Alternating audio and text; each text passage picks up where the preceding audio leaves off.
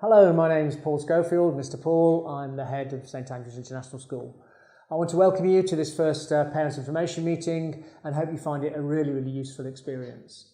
Obviously, we were all hoping for a far more positive situation in Bangkok with the pandemic and the COVID virus situation, and we were hoping to open the school full face. But unfortunately, that has not been the case, and so the beginning of the academic year has been through the virtual schools experience, as you know. We've worked really hard to make that as good and as effective and as interactive as possible, and we hope that this first week or first couple of weeks of virtual school have really been useful for you and your children, and they've really enjoyed their learning. Obviously, we're looking for feedback, and if you have any feedback, we'll be delighted to hear it. Tonight we'll give you an awful lot of information about the curriculum that your children will be receiving through the virtual school experience and how we're looking to support them throughout the period that we're studying. In terms of vaccinations, 95% of our teachers have had their first shot, and within the next 4 to 6 weeks they will have their second. Having a fully vaccinated staff is essential to hopefully when the government then decides to open the schools, we can do so safely. I hope your families remain safe and healthy, and I hope you've had the opportunity to be vaccinated too. Really, it leaves me just to say welcome again to this Parents Information Evening. You're going to hear a lot of things that I think you'll find very useful and be able to ask questions of those people who'll be working with your children. So thank you for listening. Thank you very much, Mr. Paul. Welcome everybody to this Parents Information Evening. A special welcome to the parents of all the over 100 new students to join the high school this year.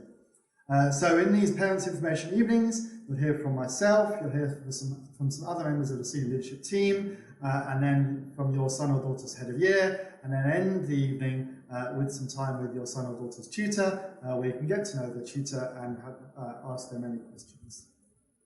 As I've said, you'll hear from some of the senior leadership teams. There's Mr. Me, I'm Mr. Wu, I'm the head of high school and the designated safeguarding leader for the high school. You'll hear also from Miss Jen, who's our senior deputy head in charge of teaching and learning. She'll talk to you a bit more about the curriculum in the high school after I've spoken. Then you'll hear from Mr. Andrew, who is our deputy head student welfare and progress. For those students in Key Stage 4 and 5, you'll also hear from Mr. Will, who's our deputy head in charge of the senior studies on the IB diploma programme. You won't hear this evening from Mr. Mike or Miss Amy, but you will also hear from Mr. Keith, our Director of Learning Technologies. And as I've said, you'll also hear from your son or daughter's head of year, something that's I've said before. It's fantastic that this year we have 2 heads of year for years 7, 8, 9 and 10. As I said in my newsletter and my beginning of term message to the students, it's great that we can really have 2 heads of year for these year groups to really make sure that we can provide the supportive environment that's so important at St Andrews. And then part of that too is also our counsellors, a reminder of our 4 pastoral counsellors, Miss Amy, who's Director of Whole School Counselling and Wellbeing, Miss Twinkle, and then Miss Jade and Miss Simon, our Assistant Counsellor and Counselling Intern, and then 2 new Careers and Higher Education counsellors this year.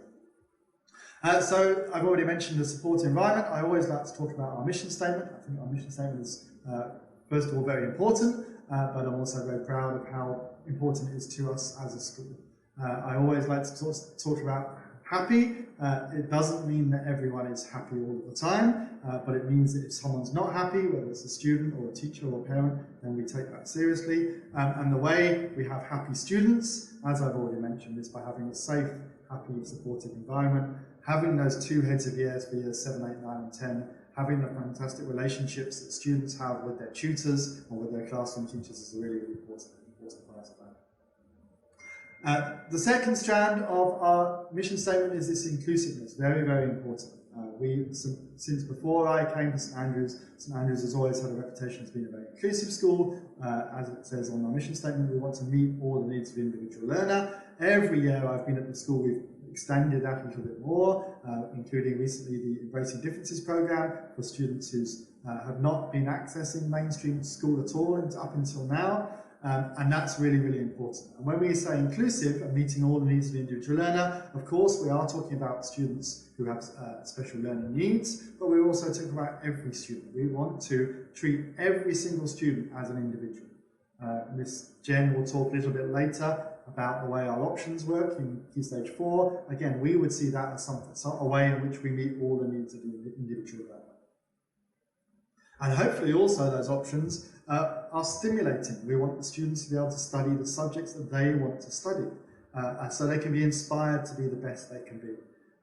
The best they can be changed a few years ago. The old mission statement used to say achieve their full potential. I much prefer be the best they can be for two reasons. One is that achieve their full potential kind of implies there's a line here, and it's our job to get the students to that line. We don't know that line.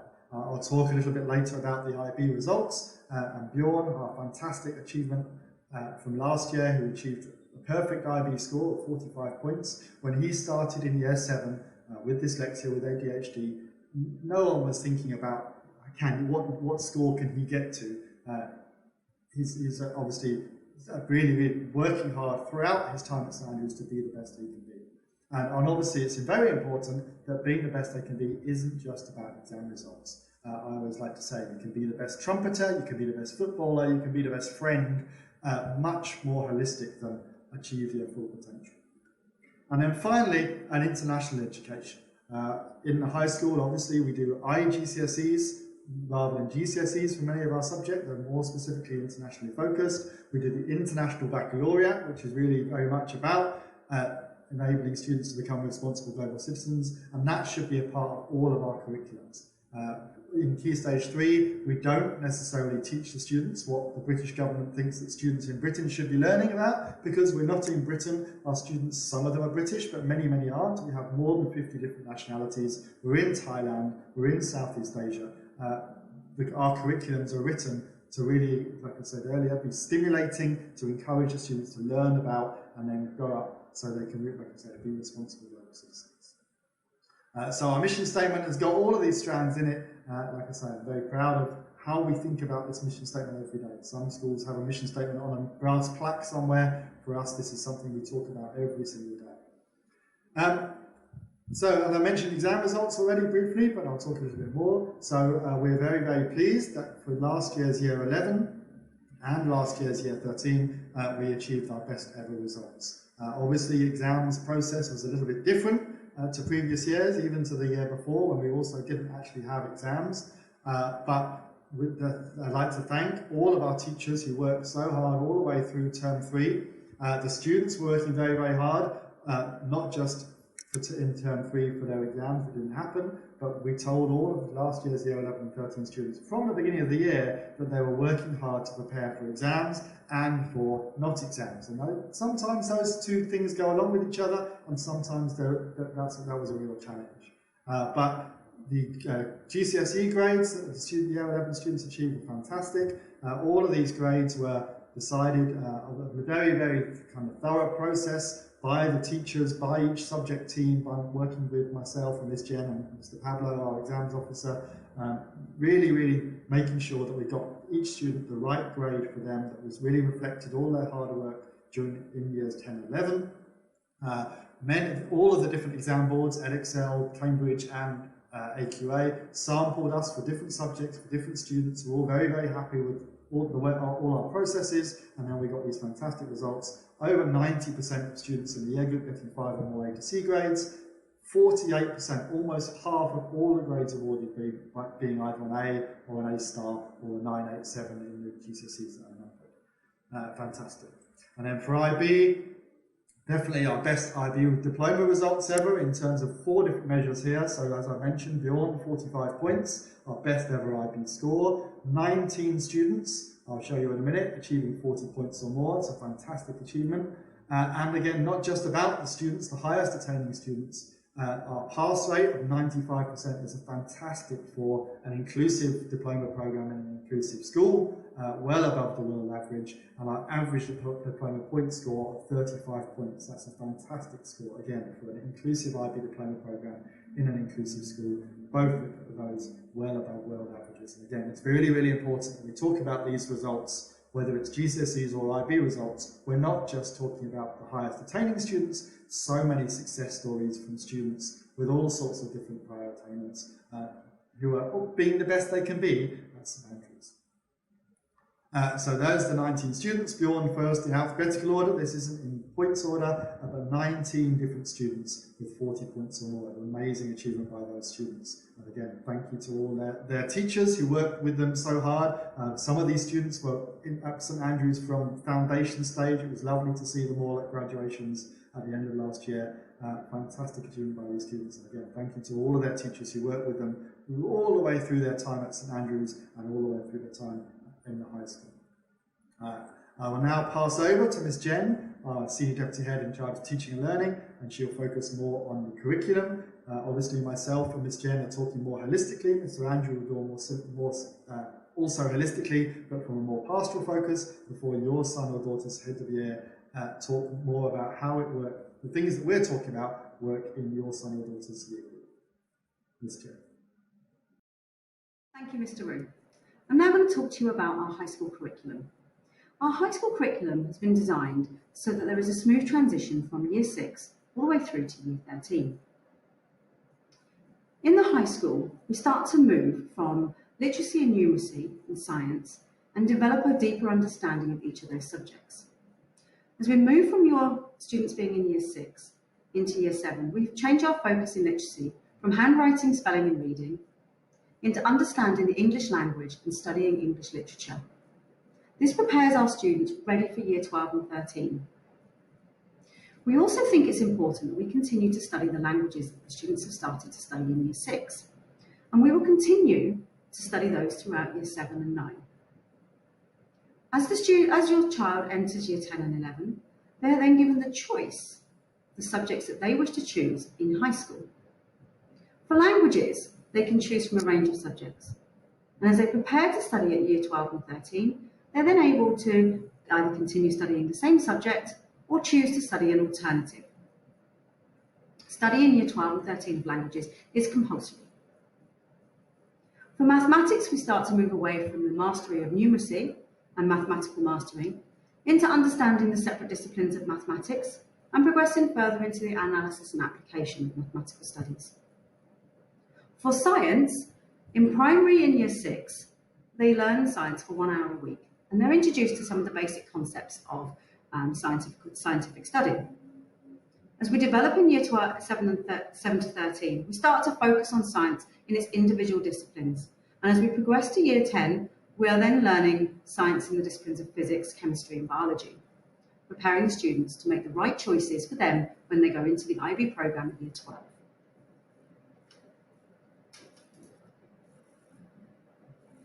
The study of topics in Year 6 is further taken into Year 7, 8 and 9, where you'll see that your children will start to learn each of the topics individually. So in high school for Year 7, 8 and 9, we start to look at technology as a general topic and geography and history as separate subjects. We also have art, dance, drama and music in high school.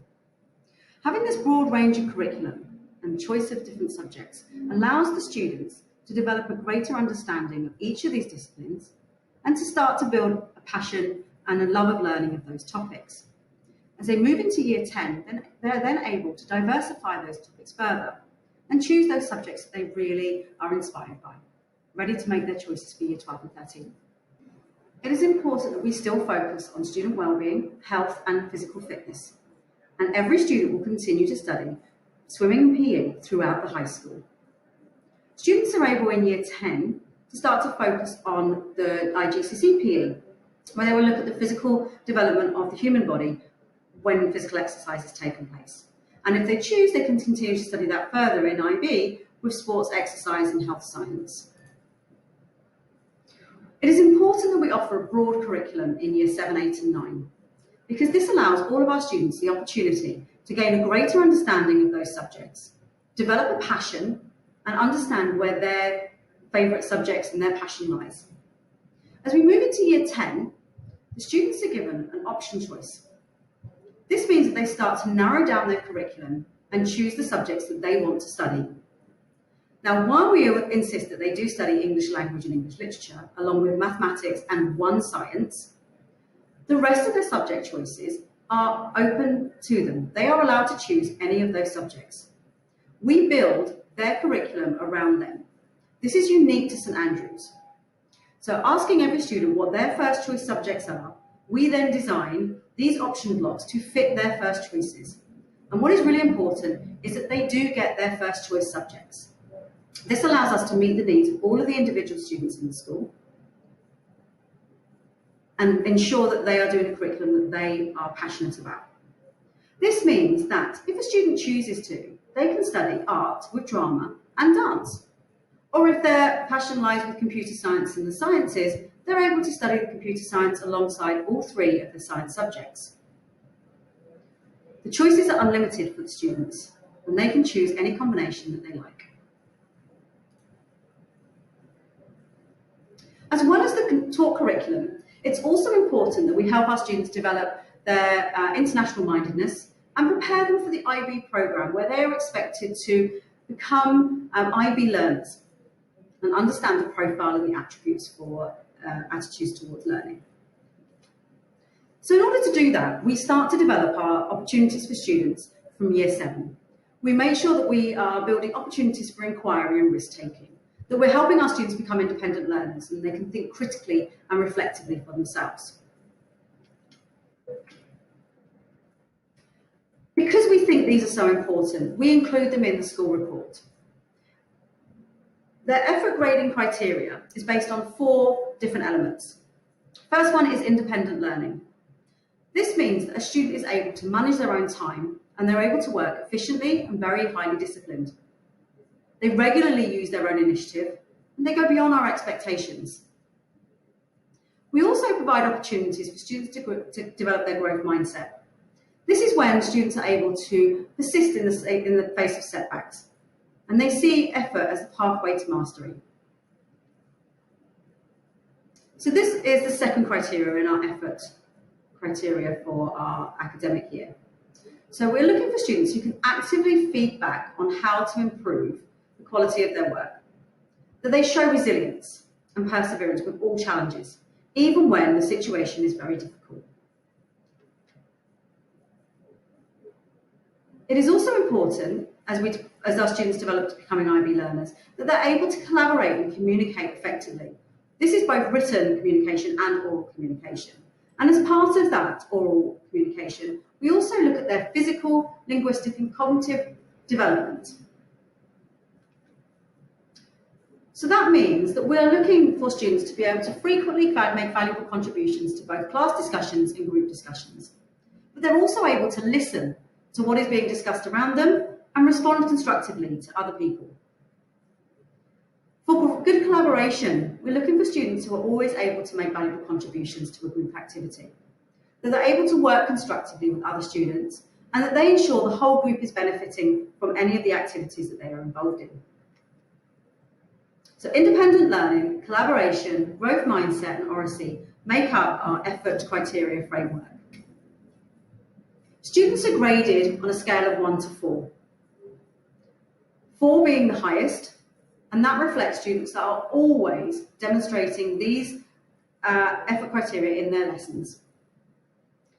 On their school report, each subject, each teacher will grade them on a 1 to 4 scale for each of these strands.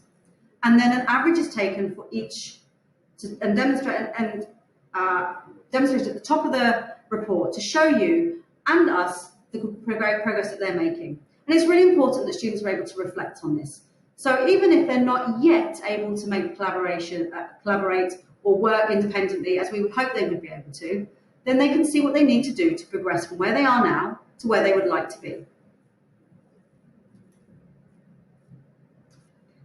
As we started the academic year online, with the teachers teaching virtually, I thought it would be a really good idea just to highlight to you our key principles for the virtual school. So first of all, it is really important that every single morning, the students are checking in with their tutors. This happens via Google Meet, where they attend their registration every morning. Their tutors are able then to have a conversation with them, they're able to talk with their friends, and they're able to talk about the challenges ahead for the day. There are occasions where there are full year group assemblies, and the students know these dates and times, and they're able to access those assemblies. We've kept the structure of the school day the same. School day starts at 7:45, with lessons starting at 8 o'clock and finishing at 2:30. The students' timetables are as they would be if they were in face-to-face school. We have slightly shortened the lessons. This is to allow the students and teachers to have a little bit of time between the lessons. This means your child can go and get a drink of water, have a rest break, and be ready to start their next lesson. And for teachers to prepare their lessons and transition from one class to another. All lessons are conducted via Google Meets, and the students access these from their timetable on Moodle. All lessons will begin with a Google Meet bell work. This is an activity that the teachers have designed to engage the students from the minute they enter the classroom. They will also end the Google Meets with either a question and answer or a plenary session. This enables the teacher to understand the progress the students have made in that lesson, and it's an opportunity for your child to show the teacher what they did or didn't understand so that they're able to plan effectively for the next lesson. We ask that video cameras are turned on for all Google Meets. That's all teachers and all students having their cameras on during the Google Meet. At times, there may be opportunities where the students are told by their teachers that they don't need to have them on for a short period of time, but they should only turn them off if directed to by their teacher. We are confident that students who are on camera are significantly more engaged, both educationally and socially, with their peers in the lessons. And that is really important. In the current situation where the students are all at home, it is important that they're able to have those social interactions as well as the academic and educational benefits. We will be setting all of the tasks via Moodle. So you will be able to see the work that has been set either as classwork, as homework, and on occasion as both. These will be in Moodle, and you can see exactly what tasks have been set, as can the students and their form tutors and other members of the school community.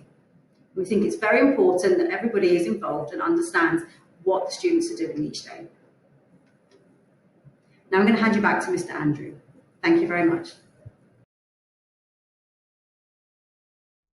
Thank you. I'm Mr. Andrew, one of the deputy heads here at St Andrews International School, with my focus being student welfare and progress. This means that I oversee the well-being both pastorally and academically from the year groups year 7 all the way up to year 13.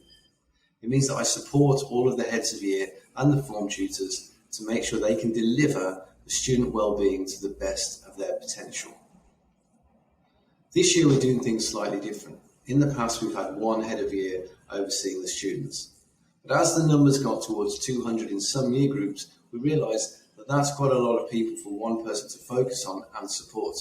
So we split it into 2 heads of year for the year groups that are getting close to 200, both Band X and Band Y. That means they're going to have around about 100 students which they can take care of, get to know and guide.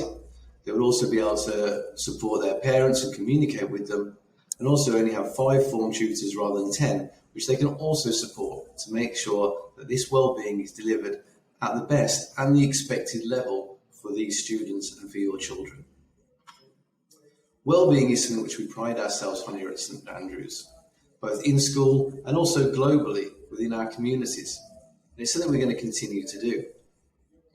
Mr. Roos already talked through our mission statements, so I'm not going to go any further on that, but I will talk about well-being. Student well-being is defined as a sustainable state of positive mood and attitude, resilience and satisfaction with self, relationships and experiences at school. For me, that really talks about our mission statements, about being safe, happy and supported. So our school is very much about delivering this well-being to the best level it can. A few examples would be if a student who got the best IGCSEs is doing their IB diploma, but they're very anxious about school, fear of failure, they're a bit worried about even coming into school, they're not going to get the best IB score they can. Likewise, if the best basketball player in that year group is having troubles outside of schools, either through friendships, social media, or even in their home life, they can't perform on that court in the same way. So we need to make sure that the well-being is correct in the first place. If the foundations are there, it allows success and happiness to exceed and those students to become the best that they can be. It also helps us form a great St Andrews community. This document is used on a daily basis, and it's been around for just over 5 years now. I'm going to talk about how it was created. So just over 5 years ago, every single tutor group split up into smaller groups, and they had a sheet like this, and they brainstormed what makes a great St Andrews student. They then put their ideas together to create one document per tutor group. A representative from each tutor group then joined a larger group from across the school, and they sat down in groups vertically. As we can see on this table here, we've got year 7, 8, 9, and so on. So they could look more holistically about what makes a St Andrews student overall. It was at this time that one student said, "It's not right that it should only be about the students. We feel that everybody in St Andrews should follow these themes and these ideas." And that's where the students came up with the idea it should be the great St Andrews community. They produced this document. There was no teacher input whatsoever. It is fully student-based, including splitting it up into the 3 areas: ourselves, our relationships, and our community. This document is used in lots of different ways. First of all, it can be done to reward students. So, for instance, recently we had the Jump for Clong Toy programme. If a student in that tutor group had shown a particular awareness, raised a certain amount of money, the Form 2 tutor might say, "Great example of being world citizens and members of the global community, have a house point." Another time it might be that a student hasn't cleared up their lunch table, left their milk bottle on the table, for instance. The duty teacher might remind them, "Remember, we've got to keep a clean and sustainable environment," and that student can then put their items in the recycling bin. About 12 months ago, we introduced the Restorative Approaches framework here at St Andrews. This document really allows the teacher or the form tutor to open up a conversation with the individual or the group of students they're trying to support and guide. It will help them look at ways that they can improve things that they've done, decisions they've made, to try and make themselves get back on track. Here we can see the St Andrews community in all of its glory and those 11 themes being celebrated. Each month we focus on one particular theme. August is always We Are Family, welcoming new members and supporting each other. We've got lots of new students, new families, and even new teachers joining us. And it's really important that we welcome them and make them feel part of our community from day one. Another policy which we have in place is the appropriate use of technology. Students will see these pictures around school, but I'm going to talk about them now because it also mirrors into the VSE and may support you at home as well. It's important that we embrace technology. It can make our lives so much better, so much easier, and also make the students' work even better. However, it needs to be done in the appropriate manner. This first one says that we should be using our devices for educational purposes. That would be in the request or the permission by the teacher. Students shouldn't just go in the classroom and get their devices out straight away. The teacher may not want them to have their devices for that lesson. So educational purposes under the permission of the teacher. The next one's quite self-explanatory about being safe on the stairs and the walkways. It gets quite busy around school. A student may want to check their timetable. So we just ask them to step aside out of the ongoing traffic and then they can carry on out of danger. Talking to your friends links to the canteen. It's the only place in the school where we say no devices should be in use. We want people to get off screens at times, and this is a great time to do it, to talk over their lunches, to discuss, to share ideas with friends. So that's the one area we say, please, no use of your devices. The final one isn't just about devices. Watches, wallets, all of the valuables. Every student has a locker, and also all of the PE and swimming changing rooms have the smaller lockers to make sure they lock those valuables up. These posters will be around school and also on Moodle to remind people of what to do. There's always a lot of questions that go with this. First one from the students mainly, can I play games at school anywhere? The answer to that is no. In a class, there may be one which is on an educational platform which the teacher directs. That's very different. Can I check my phone or my homework in the canteen? Again, no. There is no reason why the students can't just check that before they get to the canteen or afterwards. Same as checking the lunch menu. It's on Moodle, it's on posters around the school. They can check it before they get to the canteen. Can I take photos of my friends or videos of my friends? You can, for educational purposes, as long as everybody in that video has given permission to do so. Can I use my phone in the library? Again, we say yes, you can, but we would prefer for students to use their other devices. There are desktop computers in the library. Everyone's got a better device to be able to do work on. But if a student does want to read a book on their phone, there's always a duty teacher or a librarian that they can ask permission for to do so. Can my phone be confiscated? It's quite a grey area. It says yes, but it's not as clear as that. Part of the restorative approaches will be looking at how we can support students to learn how to use their devices appropriately. So through a conversation with the student, with the parents and the head of year, it may be deemed a good strategy is that they hand their phone in at the start of the day and collect it at the end of the day from their head of year to try and get them to understand the appropriate use of that technology. As I said, all these things will be in communication with the student and the parents to understand the strategies that are put in place. Can I listen to music? Again, yes, with a teacher's permission, not when you're walking around school. And what about trips, fixtures, events? The same rules are going to apply within there. Teacher's permission, educational purposes only. That brings me to the VSE, and there is going to be a lot more online, on-screen activity than there would be at a normal time. So we're looking at ways that we can try and help students be off screen a little bit more. One way is through the Wellbeing Programme, which is on period 3 on Fridays. The heads of year and the tutors are looking at different activities that won't need people to be on the screen for the whole lesson. We can see some examples from last year, doing some mindfulness activities, playing music, doing some sports, or other things we're looking at is learning life skills. Lots of people remember the making your family breakfast or helping with the family grocery shopping. So these life-term skills we're looking to put in place, not just through VSE, but when we're back in school as well. This poster was shown to all students on the first day of the term. I'm just going to give you now to go through some tips to help with the VSE at home. The first thing is to look at how much is actually needed to be online or offline. Did the teacher direct that you could do this by hand or do it off screen? And that's something that students should try and get that balance between the two. At breaks and lunchtime, students should try and get out of their seats and walk around, the same they would between lessons at school. They should have healthy snacks throughout the day, have a water bottle with them at all times. And also, in those breakout times, can they speak to their family, their siblings over lunch? If they want to speak to their friends, rather than do it through a chat function, why not give them a video call so they can see happy faces? That's as close to being in the canteen and looking over the table that they can get at this time. The last one is their workstation. Make sure they've got a good chair, an ample amount of room with all of their facilities and tools to be able to do their work. The last thing I'm going to talk about is who you can talk to at school. There's a lot of times people feeling anxious, they'll have worries, and we've got a large amount of people that people can contact. Whether it's the form tutor, whether it's the head of year, the school nurse, or even a teacher that they're comfortable with.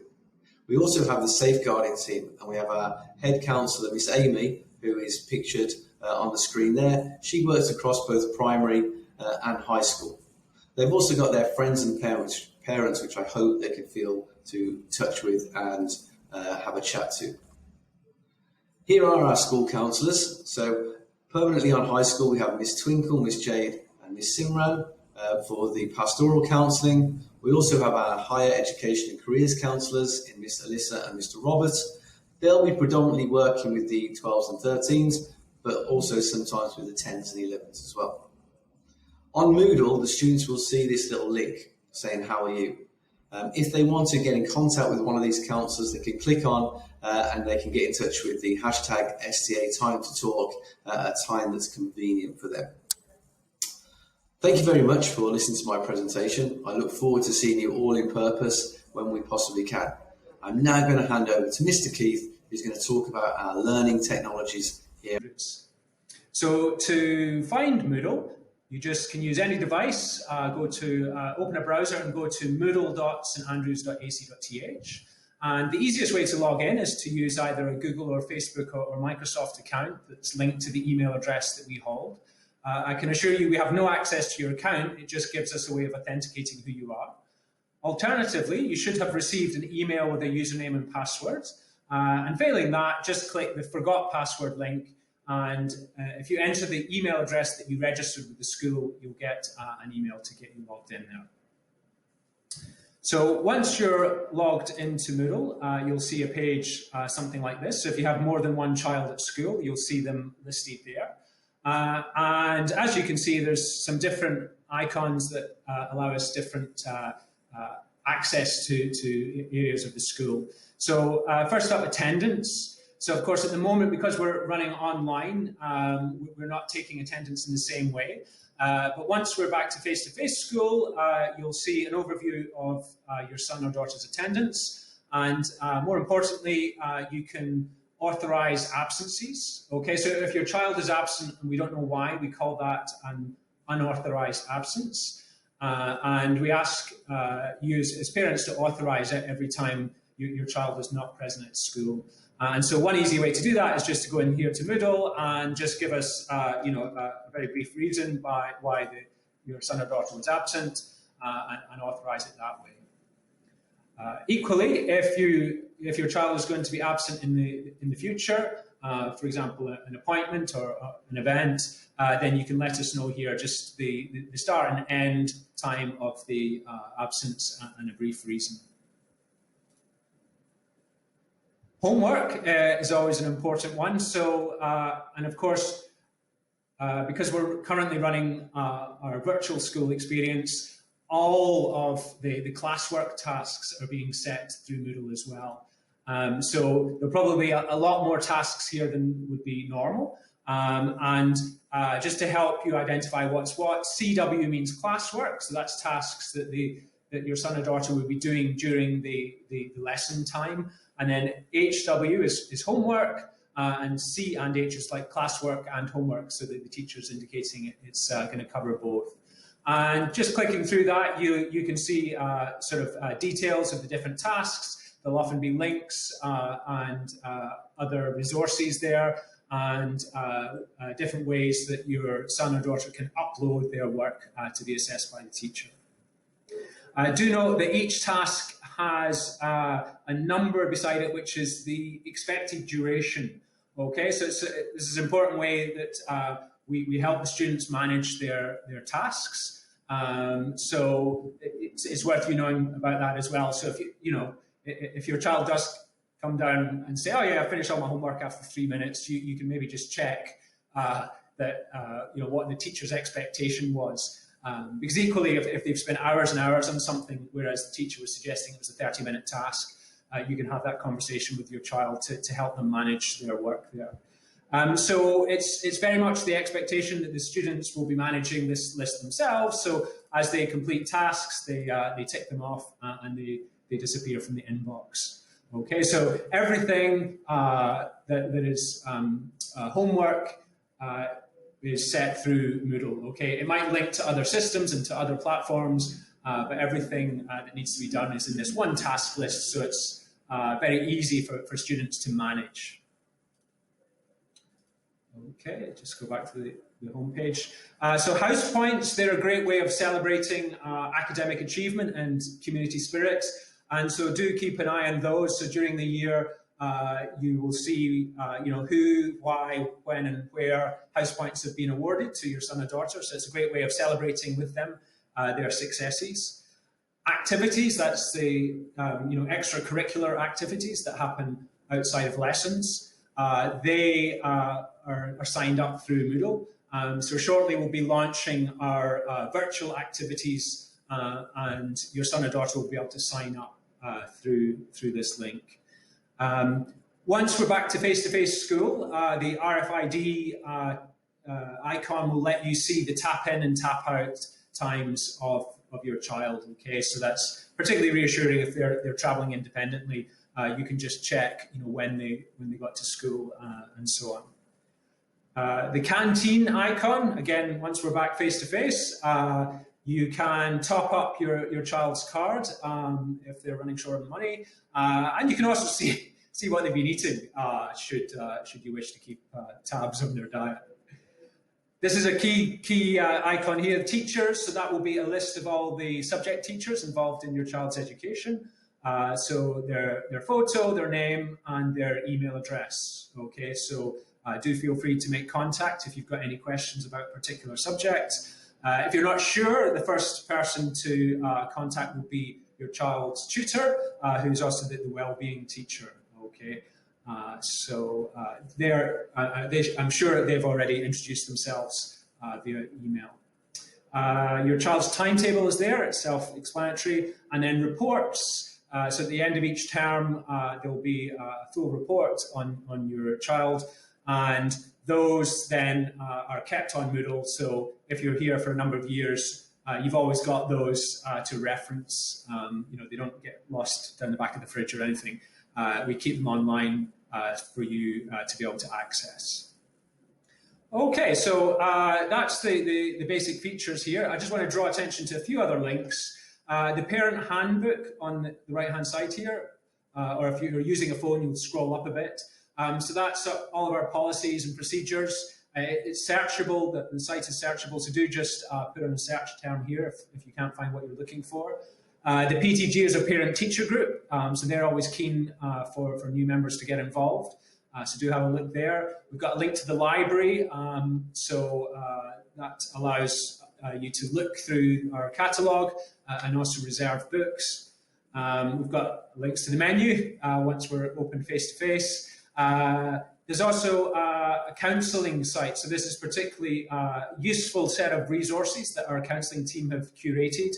And certainly if your son or daughter is facing any of these sort of issues covered here, it's a great place for some support. And there's also details of how to contact our counselling team there. The STA Time to Talk hashtag, also another link to our counselling team. Okay, so that's basically a brief overview of Moodle. As you're aware, your sons and daughters are using it every day as part of the virtual school experience, but it also does provide you as parents an insight into what's going on at school. Okay, so I'm now going to transfer you across, hopefully, to your child's head of year. So thanks very much. Good afternoon, my name is Mr. Paul and I'm the head of Year 7X. In a moment's time you'll be hearing from Miss Georgia, who is the head of Year 7Y. This is my 5th year as a head of year at St Andrews, and for the last 3 years I have been head of Year 7. As well as being a head of year, I also teach geography to a number of Year 7 classes, and also higher up the school teach geography and global politics at IB level. In 7X there are 5 tutor groups: 7A with Mr. Andy, 7B with Miss Joy, 7C Mr. Yoshi, 7D Miss Karen, and 7E with Miss Leah. And if your son or daughter is in one of those tutor groups, you will get a chance to meet them later. In 7Y, there are 4 tutor groups: 7F with Miss Samia, 7G with Mr. Andy Kenny, 7H with Miss Hannah, and 7I with Mr. Allen.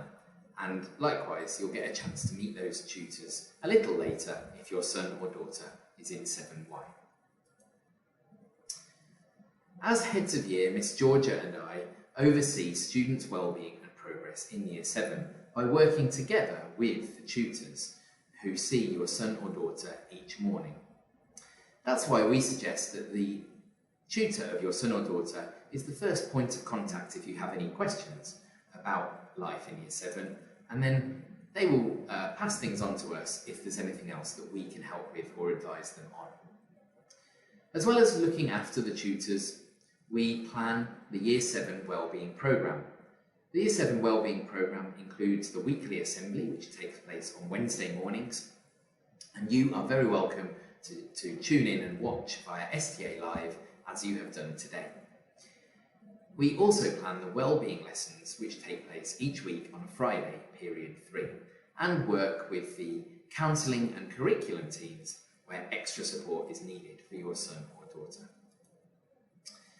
The wellbeing programme of study includes a range of topics in Year 7, as well as some flexibility to allow us to respond to issues in the year group or in wider society as they arise throughout the year. We start off by looking at healthy lifestyle, so that includes topics such as good sleep and exercise and a healthy diet, important aspects of well-being. And then we will move on to think about the relationships and friendships that students have as they go through the transitional phase of entering Year 7. Later on in the year, we also include some study skills and allow the students to reflect on their use of technology in Term 2. And then in Term 3, we have included topics such as substance awareness and finishing off with thinking about some aspects of religion and spirituality. I'm now going to hand over to Miss Georgia, who's going to talk to you a little bit about what life in the high school is like. Good afternoon, I'm Miss Georgia and I'm the head of Year 7 for 7Y. This is my 4th year at SDA and my 1st year as head of year. I also teach maths and psychology. In a moment I will show you a template of the school timetable. At lunchtime, students are able to go to the canteen where there are a variety of different food stations set up. When we are back in physical school, students will have the chance to top up their cards so they can pay for these meals. There is also an ECA programme that runs throughout the year. This is usually physical, but as we are currently on the VSE, there will be a virtual programme set up for students to sign up to. In Key Stage 3, students study the following subjects, and I will now talk to you about how these are placed on the timetable. You can see that there are 6 periods in a school day. There are 2 periods following registration at 7:45 that lead into break time, which is 30 minutes long. Lunchtime is normally from 11:30 till 12:30 when we are in physical school to allow smaller numbers of students in the canteen in one go. However, on the VSE, we have made the decision to change this to the same as Key Stage 5 lunch, therefore Year 7s will have their lunchtime from 12:30 until 1:30. Students study 3 lessons of English per week, 3 lessons of maths, 3 lessons of science, 4 lessons of languages. For Thai students, they will have 3 lessons of Thai per week and 1 lesson of MFL. First language students will have 2 lessons of their first language, 1 lesson of Thai and 1 lesson of MFL. And for non-Thai or first language students, they will have 3 MFL lessons and 1 Thai lesson. Students will also study 1 geography lesson and 1 history lesson per week, 1 art lesson, 2 music lessons, 1 dance and 1 drama, 2 PE or swimming lessons done on a rotation, and wellbeing on Friday period 3. Students will also study 2 technology lessons per week. On the VSE, the structure of the school day is the same as it is when we are in physical school. However, to give students the time away from their screens, lessons have been shortened to 45 minutes. The ECA programme, as I've already mentioned, will continue to run, but this time will be virtual. Students should expect to receive approximately 30 minutes of homework per subject per week, 45 minutes for languages and English. This equates to roughly 1 hour of homework per evening. Students can use Moodle to help to organise their day. In the top left-hand corner of their screen, they will see the button that takes them to the class that they should be in. Students can also use Moodle to see what homework has been set, and you as parents can see this too. Teachers will be online for all lessons for the duration of the lesson to support the students, and students have also been set up with a Google Classroom to help to organise their work and receive feedback from teachers. In order to support your child's transition to Year 7, we ask that you help them to get into a positive routine, to have breakfast before their lesson in the morning and to make sure they get dressed before registration, and to have a tidy workspace set up. We would also encourage you to help them to spend time away from their screens when they are not in a lesson, and also to monitor the amount of time they spend on homework and to let their form tutor know if you think that they're getting too much. We also want you to encourage them to be independent. They are now in Year 7, so we want to encourage them to be as independent and to be able to manage their work as best they can on their own. If you've got any questions or concerns, please contact your child's tutor in the first instance, but you can also get in touch with myself or Mr. Paul if you need to. Here are a list of contact details that you may need throughout the course of the school year. Thank you for joining our presentations. You can now meet your son or daughter's tutor by clicking on the appropriate tab on the landing page. If you have further questions, feel free to join us after you have met the tutor by clicking on the link also on the landing page.